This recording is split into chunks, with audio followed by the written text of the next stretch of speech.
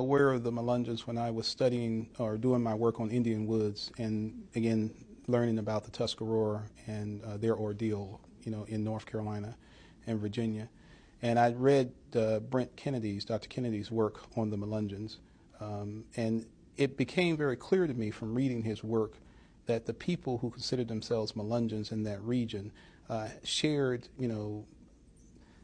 cultural aspects that were very similar to the culture of Iroquoian people. And, the Tuscarora being Iroquoian people, and then, of course, the rest of the Six Nations. So I became intrigued. I didn't know that there was a relationship or a connection, but, they seemed very similar.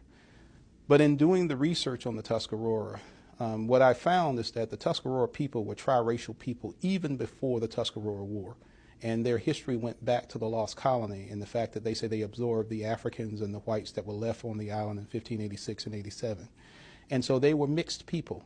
And and the thing about the Tuscarora, which distinguished them from other native peoples in the region, the Algonquins and the Siouan Indians, was that they had large members who had European characteristics.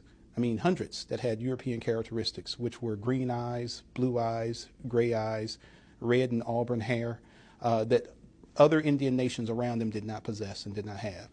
And the eyes in particular became known amongst other Indian nations as the Tuscarora eye. And so when the Tuscarora War occurred, they were already thoroughly mixed. There were, literally, like I said, thousands of Tuscarora who had these European characteristics. And they were dispersed. Because we were talking about Blunt, if you talk about Tom Blunt and his people, the split in the Tuscarora Nation after the war, one of the things that bothered the Tuscarora after the war were people who had European characteristics. Because in the war, the colonists killed a third of their people, enslaved a third of their people, disrupted them, and basically drove them out of North Carolina, their ancestral home. And so they did not want to be reminded of Europeans. They didn't want to be reminded of whites. And Tuscarora who had green eyes or blue eyes or gray eyes, and Tuscarora who had red hair, reminded them too much of Europeans. And so many of those Tuscarora found it better to leave the nation, to leave the Tuscarora and settle elsewhere by themselves.